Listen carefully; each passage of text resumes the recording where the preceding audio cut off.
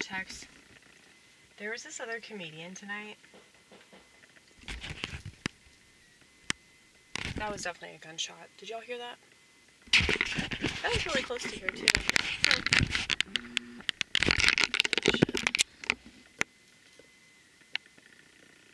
Yeah, that's bad. We probably should get out of here.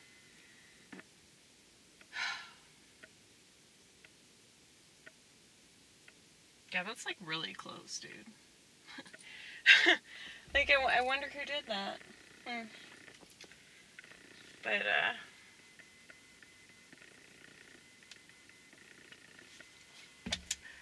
yeah,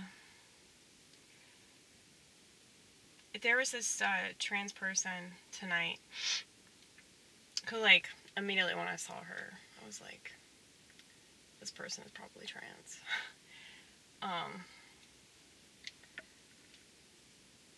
And, like, she was talking about how, like, her wife, like, she's, like, male to female, I guess.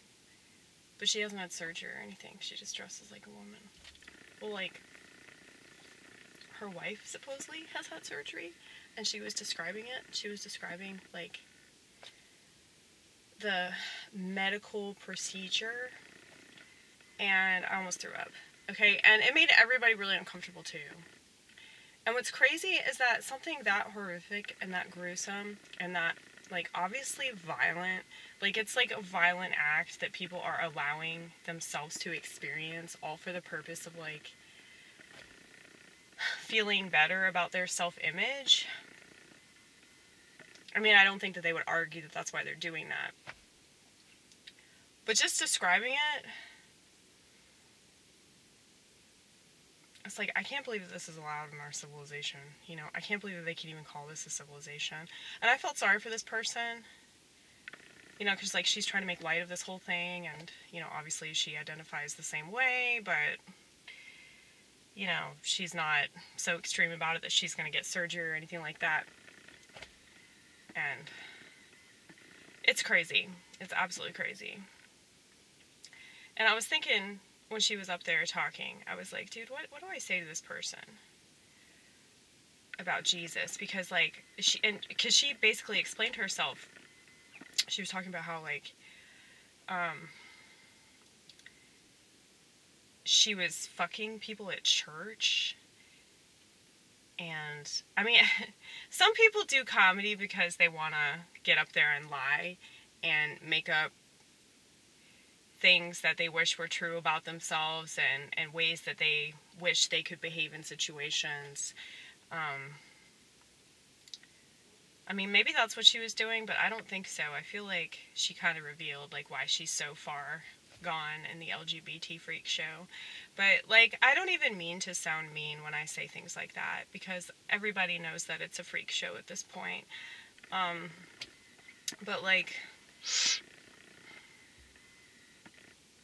I feel like with any kind of identity, that's gotta be, like, sorry, I was, like, thinking that a police officer might pull up here onto the street, because I know that had to be a gunshot. 2 gunshots. Maybe that just happens all the time here. I mean, this is, like, a bad part of town, though. Kind of, sort of. That's like Little Mexico, though. It's not really a Mexican thing to shoot a bunch of people. That's more of a you-know-who thing. I'm not making light of that. I don't think that's funny. Get it? Because they're dark. Like, real dark. But, yeah, it's like you can't even just joke about that. Like, joke about the stereotypes. And it's like you're punching down, right? You're punching down. But am I really? I think that white people can't punch down at this point because, like, they're literally trying to wipe us out, you know? White out, right? That's what's happening.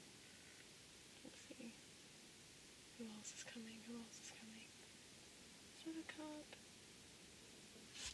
No, it's the neighbor.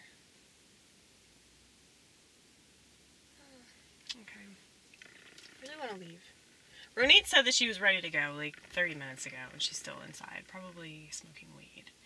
Which is fine, you know. That's what people do. That's what I used to do all the time. I think it's been like 4 months since I've smoked any weed. And it's not because I think that weed is wrong. I just don't want to smoke it anymore because I sing a lot. And I sing acapella in my church choir, and so I feel like it's important that I don't cough a lot. And I've been smoking on and off for like 20 years, way more on than off, and so it's like I don't really want to continue that. If it's hurting my throat, and it really was. I don't know, what was I talking about? Originally, I started shooting this video because of that trans person who was talking about the different places that she's fucked in a church after, you know, Bible study or whatever the fuck. And it's like, I don't get offended by stuff like that. You think that I would. You think that I'd be like, you know, sort of condescendingly, like, taking offense to things like that because, you know, obviously it's just shitting on religion, it's shitting on Jesus, it's shitting on, like, you know, the sanctity of sexual intercourse. But it's like, it's almost like people are, like, saying offensive stuff like that just for the purpose of being offensive, and it's so boring to me.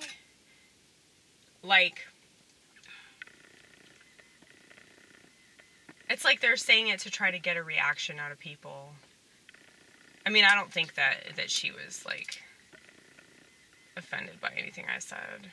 Or, like, I mean, I saw her laughing during my set, so. It's like, she was funny sometimes, you know. It's like, if you're funny, you're funny. I don't give a shit, like, how you are, or, like, what you believe in, or what you do or don't do, whatever. Comedy's comedy, art is art, and I'll always have that principle.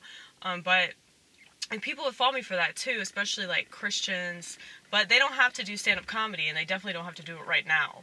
And, like, this day and age is so bad. And I was thinking when I was at Twin Kegs, like, if I could just pretend that it's the 70s, maybe it would be tolerable. So, that's what I've been attempting to do. It hasn't really been working, but, you know, I'm going to keep it going. Just to see if eventually I'll be able to lie to myself successfully. But, you know, the 70s were when, like, people were pushing sex a lot more. So that was the result of the 60s free love movement. It was like everybody was cheating on each other in the 70s, and they had all the key parties and pornography.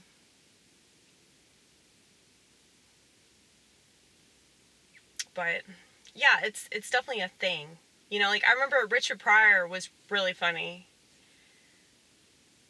but it seemed like he was pushing it. Like, you're not really pushing it now because everybody's obsessed with sex thanks to homosexuals.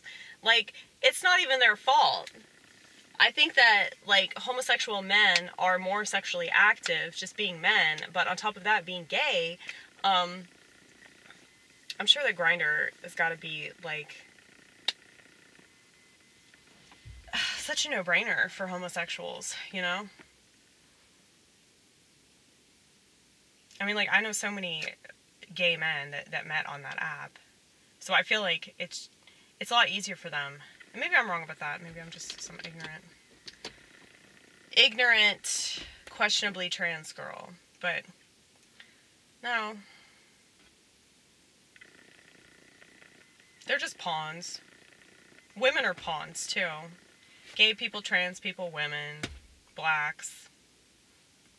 Even immigrants are pawns, too, because they're just using them to completely destroy the republic. And, like, freedom that makes sense. They're going to replace freedom that makes sense with freedom that doesn't make sense. And welcome to America.